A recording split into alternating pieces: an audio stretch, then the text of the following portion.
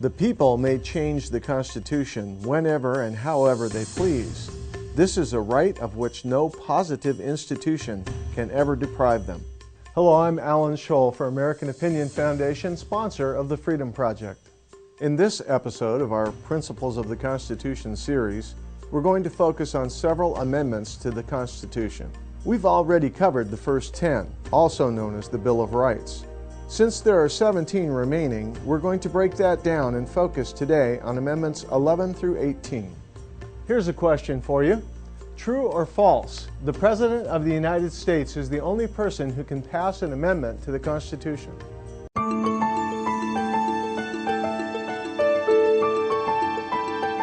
The answer is false. The only way the Constitution can be ratified is with a 3/4 vote from the states. At no point is the President involved in the process. When our founders created the Constitution, some felt that the words should be set in stone forever. Others felt that as time passed, our country would change, necessitating changes in the Constitution. Since its creation in 1788, there have been 27 amendments spanning more than 2 centuries, or roughly one every 8 years. There are 2 ways to amend the Constitution, but since one has never been used, we're going to focus on the primary method. In order to pass an amendment, the bill must first be approved by a 2/3 majority of both the House of Representatives and Senate. Once it is passed, it goes on to the states for approval. Since this usually takes a while, an expiration, normally 7 years, is placed on the amendment to be ratified by the states. To officially become an amendment, 3/4 of the country must approve the bill. At no point does the President have a role in the amendment process. The President does not have the power to veto or approve any proposed amendment. The 11th Amendment was passed in 1795. It defines judicial powers of the United States and the federal government on foreign nationals and the limitations of the citizens to sue states under federal law. 9 years later, in 1804, the 12th Amendment was ratified. It lays out guidelines for electing the President and Vice President by ballot votes. Jumping ahead to 1865, the 13th Amendment accomplished the abolition of slavery in the United States. Moving on, the 14th Amendment was passed 3 years later in 1868. It defines U.S. citizenship and all privileges that come with it. It also strengthens the right to due process and equal protection.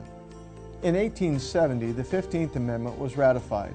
Also one of the more popular amendments, it guarantees every U.S. citizen of age the right to vote, no matter what their race, color, or status. The 16th Amendment is a favorite of the IRS, the Internal Revenue Service.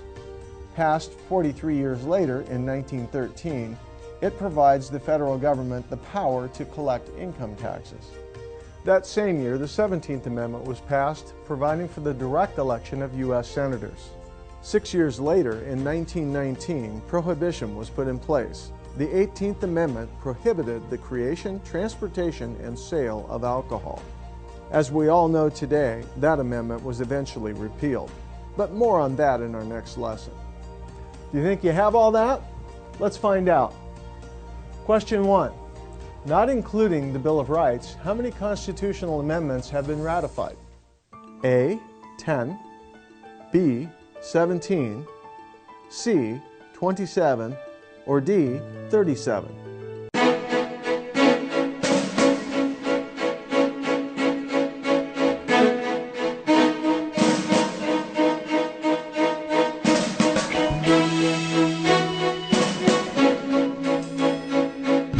The answer is C.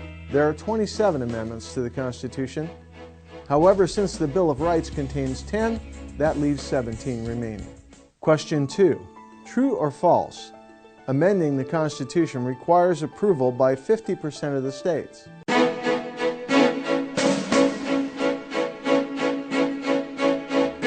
The answer is false. After being approved by both houses of Congress, 3/4 of the states must also approve the bill. Question 3. The 12th Amendment establishes election guidelines for A. President and Vice President, B.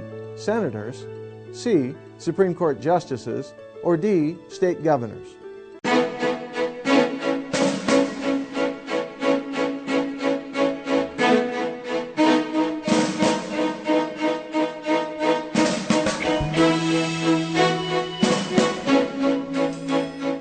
answer is A. The 12th Amendment lays out guidelines for electing the President and Vice President by ballot votes. Question 4. The 13th Amendment discusses A. Freedom of speech, B. Prohibition of alcohol, C. The right to vote, or D. The abolition of slavery.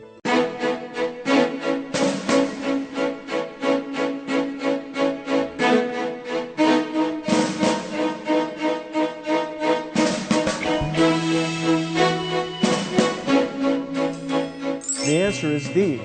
Passed in 1865, the 13th Amendment establishes the abolition of slavery in the United States. Question 5. True or false? The 15th Amendment guarantees every U.S. citizen of age the right to vote.